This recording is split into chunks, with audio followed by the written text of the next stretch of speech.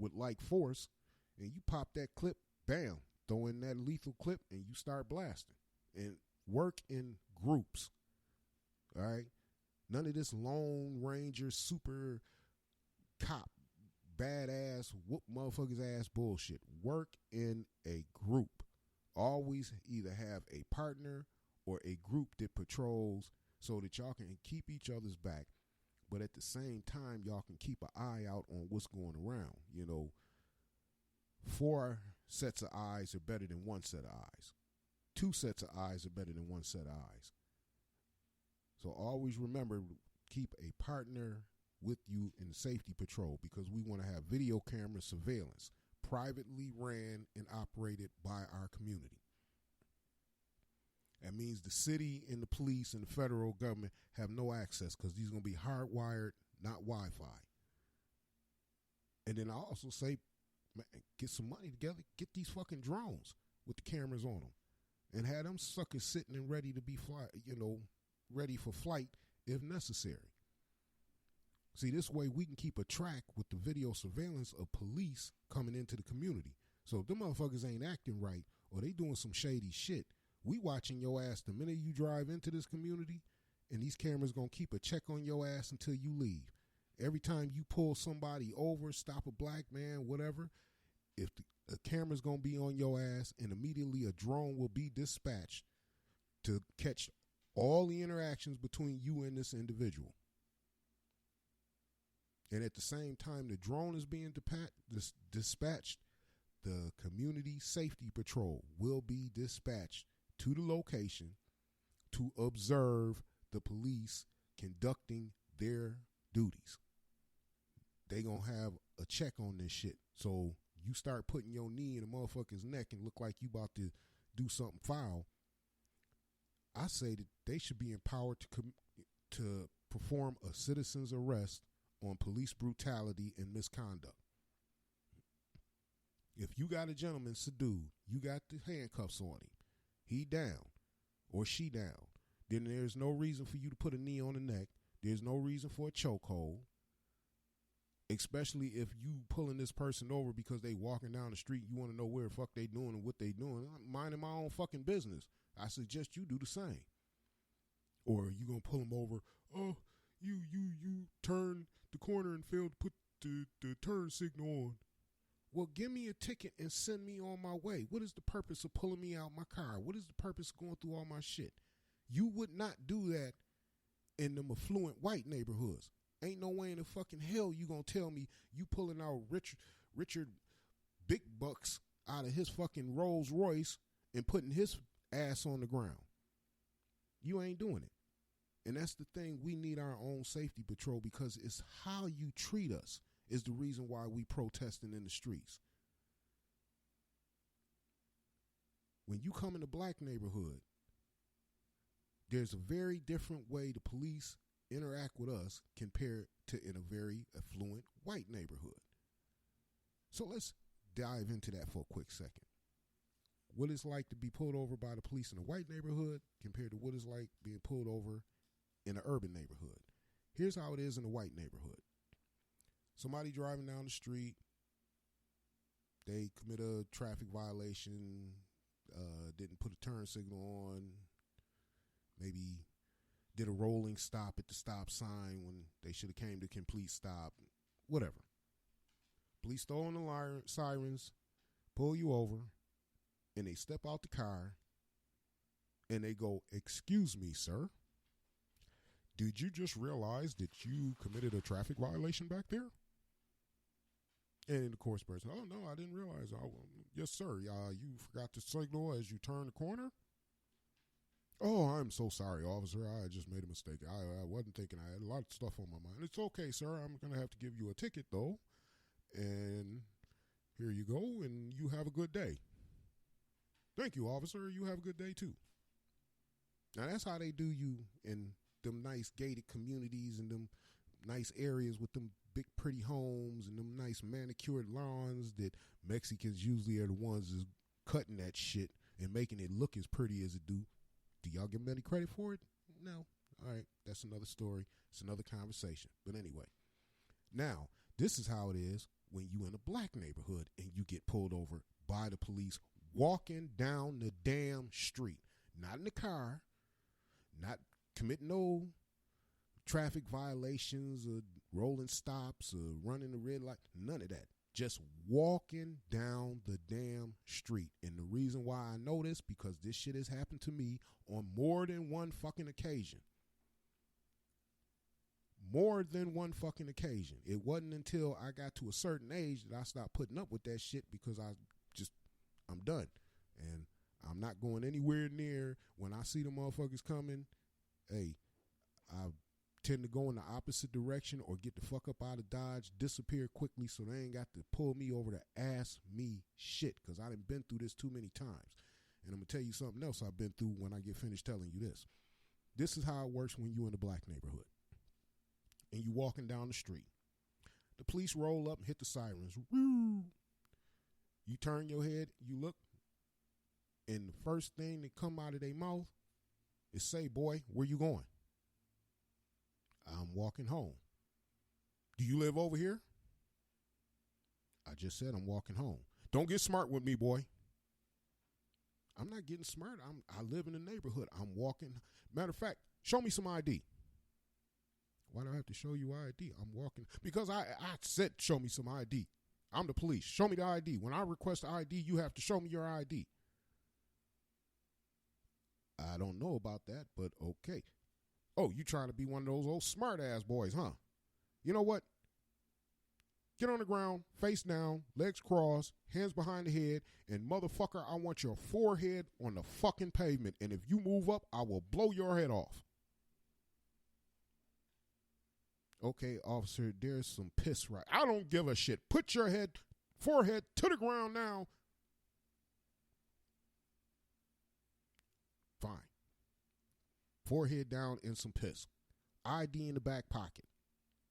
Yo, why the fuck are you putting the knee on my neck? Make sure you don't do any sudden movements. Put your hands behind your back. Handcuff you. Then they sit you up on the curb, or throw you on the car, or sit you in the back of the car while they run your ID. Find out you have no warrants, you no suspect, nobody. You just an innocent person walking down the street. All right, we ain't got shit on you right now, so you can go. I told you I wasn't doing anything wrong, officer. I was just walking. Don't get smart, or we'll fucking take you into jail. Take me to jail for what? Talking back to a police officer is a crime. How am I talking back when I'm just explaining myself going home and you made him? That's it, you asshole. Up against the car. You're going to jail. Then I'm sitting in a fucking police station till the next morning when I can see the fucking judge to get the hell out or get bail, or hopefully I can get a phone call, because sometimes you don't even get the fucking phone call. That's how it is in the hood, I would say. I'm not going to say a black neighborhood, because you know why? There are white people who live in the hood with us who suffering the same disrespect and indignity that we are suffering. They right there next to us going through the same shit. Why you think there's so many white folks out there protesting with the Black Lives Matter people? If you look, majority of the people out there is white. It's not as many black people as they might want to make it seem like it's all black people out there acting a damn fool, this, that, and other. No, there's white people in there. Good amount of white people in there, if not equal to the black people is in there. So before you start jumping on our ass, you better pay attention to how this shit is really happening, all right? Because it ain't all on us. Your own people is protesting how you treat us. Why? Because they live in our neighborhoods and they getting treated the same fucking way. So another way we can restructure our community is we got to come up with alternative housing for ownership. Now, I suggest that you embrace the tiny home off-grid housing movement, because that's going to free up a whole lot of shit, and it's going to allow you to be a homeowner a lot sooner than you would be trying to buy one of these fucking raggedy-ass prefab straight out the box houses that they putting up everywhere that they charging $150, $250, and $300,000, and all you looking at is a high-ass mortgage payment for the next 30 years. Where you can bust a tiny home and be paid off in 3. 3 to 5 years. You paid off, shit yours, you own it. And the best part about it is when you decide you sick of this city, sick of the neighborhood, you pack your house up and take that motherfucker with you. And then you park it somewhere that's even better or wherever you like to go. That's the beauty of having a tiny home. And with the technology available now, you can make that motherfucker so technologically efficient that you could double its size when you get to where you're going. And in technology, you can shrink it back down when you want to travel. That's how good this shit is getting nowadays. So I would recommend that anybody out here, if you want to be a homeowner, look into tiny homes. And we need to bring those into our neighborhoods, you know, especially them neighborhoods with all those empty ass lots that nobody's using and sitting there full of trash. Man, you could put 4 or 5 tiny homes in just one of them fucking lots. That would end homelessness in this country. We'd have nobody homeless. Because if I had, listen, I've been homeless. And if I had a choice between sleeping in the street or a park bench up under a fucking bridge, I'd take a tiny home any fucking day of the week and have been happy to have that motherfucker. And shit, it's mine. It's my home. I ain't leaving. The hell with trying to go pay rent to get something bigger. Shit, I'll add on to this fucker. It's mine. I'm good to go. So embrace that idea. Look into it. Research it. Google tiny home, and you will see it's a big ass movement that's happening in this country, and it's a lot of efficiency that's being designed into these tiny homes that a lot of people in the projects, a tiny home is the same size. But you ain't got to pay no rent for it every month. You ain't got to put up with the bullshit of the county and the city and the federal government and all the other crap that goes in with living in the projects, along with just having a nicer place to live with clean water, with fresh air, with reliable heat and electricity is just one thing, you know, that makes that shit just fantastic to get with. Now, another aspect that we need in restructuring our community, and this is a very personal thing to me because I'm really into this, so I just had to put it in here because it really does help out so many people, and it provides so much abundance year in and year out that you reach a point in 2 years of overabundance. You got so much shit. You got to give it away because you got too much of it. And that's indoor, greenhouse, vertical, food forage, fish farming. You can grow 70 to 90% of our food and manufacture products on site. That means manufacture shit right in the neighborhood, not go all the way across town to work in some big ass nasty factory. We can set up